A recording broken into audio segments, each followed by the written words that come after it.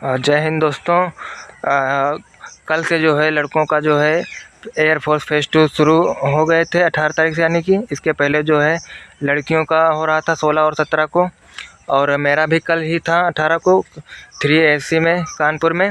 और मैं आप लोगों को इस वीडियो में जो है कि 3AC में जो है कैसा क्या SRT और कैसी क्या रनिंग रही और किस लेवल की जो है GD हुई और कितने बच्चे रनिंग में फेल हो रहे थे और कितने जो है पुशअप स्क्वाट्स और कितने बच्चे जो है कि ये सिटअप्स में और कितने SRT में आउट हुए और कितने क्या GD में आउट हो रहे थे, कितने लोगों को वो पास कर रहे थे, कितने लोगों को फेल किया, पूरा वीडियो मैं इस वीडियो में आप लोगों को दूंगा।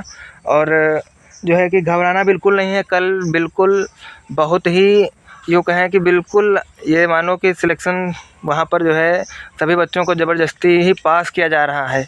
इतना जो है थोड़ा मेरे में जो थी कल 3AC पर, वहाँ पर लगभग 352 तक चेस्ट नंबर था और 350 की लगभग रिपोर्टिंग थी, और जिसमें से 250 के आसपास बच्चे आए थे और 250 में से जो 2 ग्रुप बना करके रनिंग हुई थी।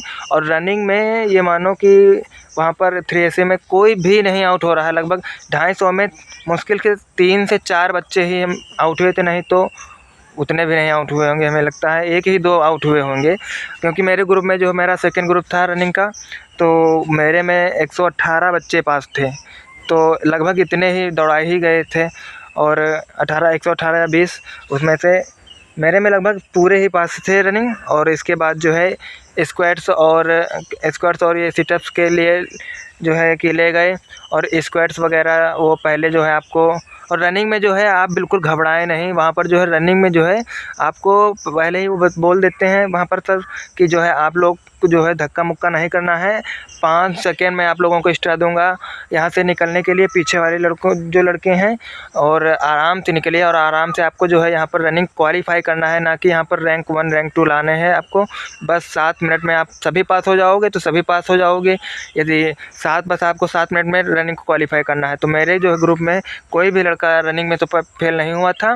और जो है कि फिर बेंटनी और ये स्क्वाट्स और सिटअप्स और ये के लिए ले गए, और जिसमें से वो प्रॉपर पहले करके बताया जो है कि वो पुशअप्स कि इस प्रकार से पोस्चर होना चाहिए, आपकी बॉडी स्ट्रेट होनी चाहिए, ऊपर उठा नहीं होना चाहिए बैक, और पूरा प्रॉपर बता करके जो है करवाया। और इसमें भी कोई भी नहीं आउट हुआ, और आपकी जो है पुशअप 10 लगवाई गई। और फिर जो है स्क्वाट्स जो हैं स्क्वाट्स को करवाया, स्क्वाट्स को प्रॉपर बताया कि इस प्रकार से अपने हाथ सीधी कीजिए और अपने पैरों को बिल्कुल शोल्डर के सीधे रखना है, और पूरा बैठना भी नहीं है, और आपको हाथ नीचे नहीं ले जाने हैं। पूरा जो है पहले बताते हैं प्रॉपर, फिर बाद में जो है आपको करना होता है। ये भी कराए, इसमें भी कोई आउट नहीं हुआ था।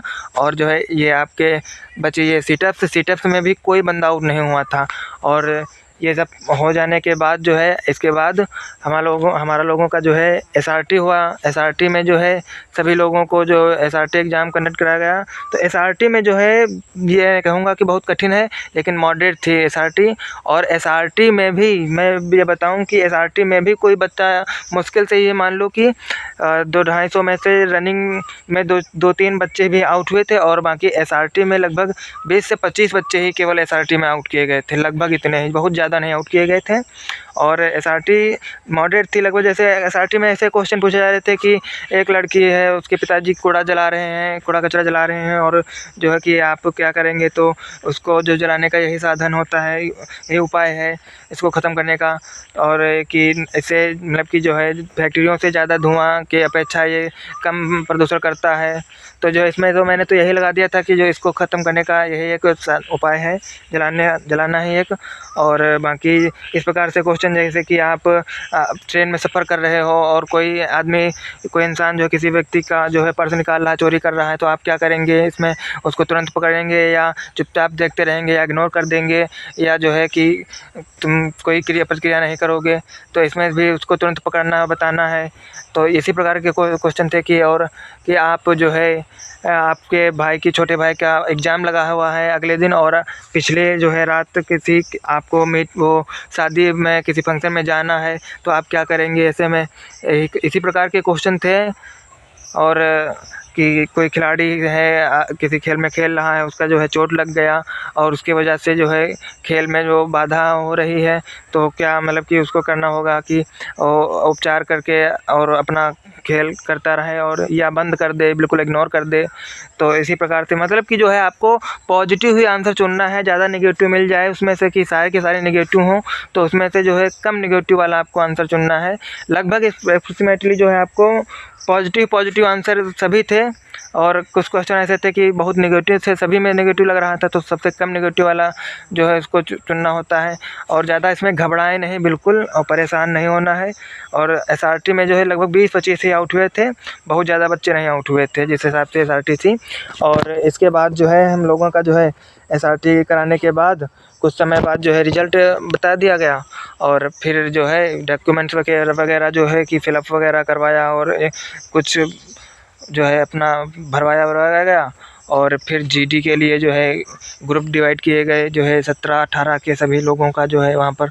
और सभी लोगों को जो जीडी में वहाँ पर जो है कानपुर में जीडी के मैं बताऊँ तो जीडी में ना वहाँ पर ये मानो कि सबको जो है पास किया जा रहा है, बस कि ज़बरदस्ती पास, कुछ तुम बोल दो वहाँ पर, जो है घबराना नहीं है बिल्कुल भी। बस जीडी में आपको बोलना है कि कुछ ना कुछ आप बोलिए और टॉपिक से संबंधित जो भी तुमको आ रहा है, समझ में आ रहा है, बोलिए आप।